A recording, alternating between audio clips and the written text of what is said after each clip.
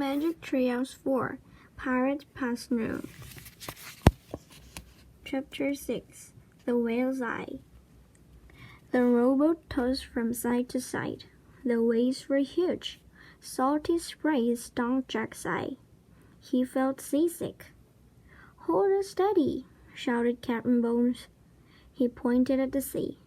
"Or will we meet for those evil brutes?" Dark fins cut through the water. Sharks. One zoomed right by the boat. Jack could have reached out and touched it. He shuddered. Soon the rowboat pulled alongside the ship. The air was filled with wild fiddle music and bagpipes playing, and Jack heard jeers, shouts, and ugly laughter. "Hoist him aboard," Captain Bones shouted to his men. Annie and Jack were hauled onto the deck. The ship creaked and moaned. It rolled from side to side. Ropes flapped and snapped in the wild wind. Everywhere they looked, Jack and Danny saw pirates. Some were dancing, some were drinking. Many were fighting, with swords or with their fists. "Lock them in my cabin," Captain Bones ordered.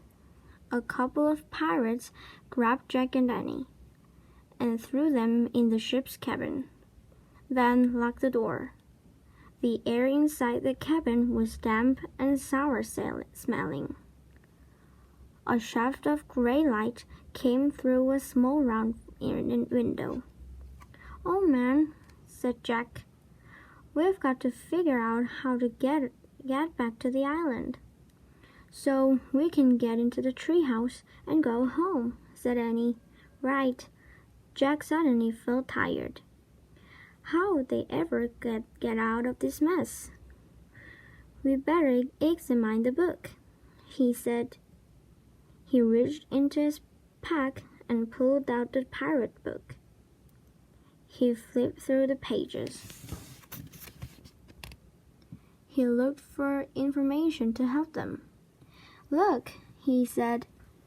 He found a picture of pirates bearing a treasure chest. "This might help." Together they read the words under the picture. "Captain Kidd," said Jack. "So that's the kid that Bones keeps talking about," said Annie. "Right," said Jack. Annie looked out the round window. "And Captain Kidd's treasure is buried somewhere on the island," she said. Jack took out his notebook and pencil and wrote. "Jack," Annie said. "Shh, wait a minute," he said. "I'm thinking." "Guess what I see?" said Annie. "What?" Jack asked. He looked back at the book. "A whale. Neat," he said. Then he looked up. "A whale? Did you say a whale?" "A whale, a huge whale, as big as a football field." Jack jumped up and looked out the window with her. "Where?" Jack asked.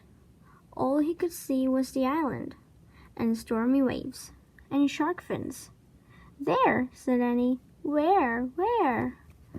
"There. The island is shaped like a giant whale."